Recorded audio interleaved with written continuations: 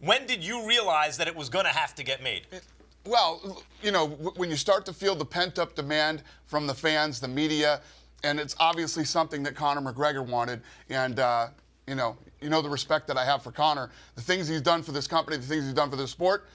I said, listen, I'll sit down and I'll give this, I'll give it a go. And if we can make a deal, and the deal just went. But you come from a box, like you are a huge fight fan and like formed the UFC as the answer to what's wrong with boxing, right? If I ever run the show, I'll make sure none of those bad things. So was there ever a time where you sat down with Conor, like, Conor, you can't beat Floyd Mayweather. You want to fight him in the octagon where you're going to kill him, not in a boxing ring where you're not going to. You ever have that conversation? And here's the thing, for all the purists like you and Atlas, and the list goes on and on, all the guys,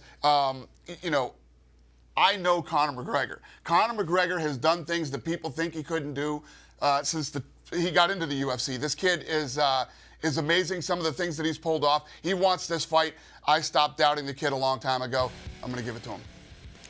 Dana, appreciate you being on the show, bro. I got to ask you this because Max alluded to it earlier when he talked about you appeared hesitant at the very, very beginning when all of this was percolating. I want you to speak to the hesitation that you had at the very, very beginning, and I want you to speak to the pressure, if any, that Conor McGregor directly applied to you guys in terms of letting this fight or making this fight happen. Could you speak to that at all? Yeah, there was no hesitation. I absolutely did not want to do it. It wasn't even hesitation. I was like, this is ridiculous. And Conor wanted this fight really bad. Let me tell you what, Conor McGregor came out and said, for the people who are boxing fans and might not know this, but there's a guy named Jose Aldo who was the only 145-pound champion ever in the history of the UFC. He went out and said, I will knock this guy out in the first round. Going backwards, Dana. Hit him going backwards. Said, I will knock this guy out in the first round. I said, Conor, man, you might be overselling this thing. Conor McGregor knocked him out in 13 seconds.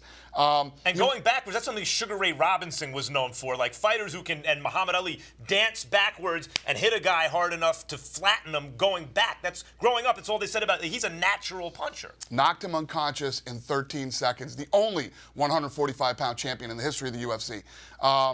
A legend in the sport. Then a fight fell out. He wanted to fight Nate Diaz at 170 pounds. We said, not a good idea. Goes in, gets submitted in the fight, wants to fight him again at 170 again, goes in and beats the bigger Nate Diaz. And the list goes on and on. I could go on for days of things that this kid has accomplished. He wants to fight Mayweather. He believes that he will beat him, and I stopped doubting Conor McGregor a long time ago. But that's where I'm going. But that's where I'm going with this, Dana. I want to know specifically, what did Conor McGregor say to Dana White when he confronted you and said to you, I want to fight Floyd Money Mayweather? Because we heard, with him complaining at times about, I'm the UFC, I want a bigger chunk of the pie. There's obviously more money in boxing for this fight. I want to know what he said to you. Yeah, he flew out to Las Vegas, and we actually, Lorenzo was still, with us then. We sat down with Conor and walked through it, and he let us know that this was what he really wanted. If this couldn't get done, he was still willing to defend his 155-pound world championship. But I promised him I would sit down and give this thing a run. As big as you guys have gotten, it seems to me that you still run the show like a small business in the sense that, and correct me if I'm wrong, one of the reasons you do it is because what Conor's done for the company. 100%. When you need a guy to step up last minute, move up in weight, whatever it is, he's willing to do it. So you're like, okay, you're going to do that, and now you're asking me for something. Here you go. This isn't the first time that a UFC fighter has wanted to fight a boxer or a boxer has wanted to fight a UFC fighter. It's gone on a million times. I did it. James Toney chased me around the country, terrorizing me to fight in the UFC. So finally, I did it. And he had no respect for it, didn't train in MMA, and was submitted in 30 seconds. And we had Roy Jones wanting to fight Anderson Silva. The list goes on and on. This fight was the right fight with the right people at the right place, the right time. And, listen, people keep asking me, what if this happens? Well, I don't want to be doing this every weekend. Isn't it, though, all upside for the UFC in the sense that, let's say Conor gets wiped out.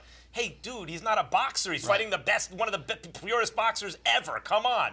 And if he does anything at all, it's like, look at that. Meantime, after this mega deal that the UFC cut for all that money, you get a kind of brand awareness raised on a global level. What's the downside for the UFC? Right. And listen, this is a fight. The one thing you have to understand, take all the business out of it, because business, as far as the business goes, this makes no sense. Conor McGregor would defend his world title twice this year, and it would pull over 1 million buys, and the thing would do very well. The money side doesn't matter.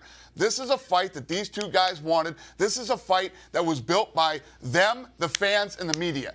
It's the fight that everybody wanted. We're delivering it. Now when I go out and I start talking to people, people want me to defend the fight. I didn't make this fight.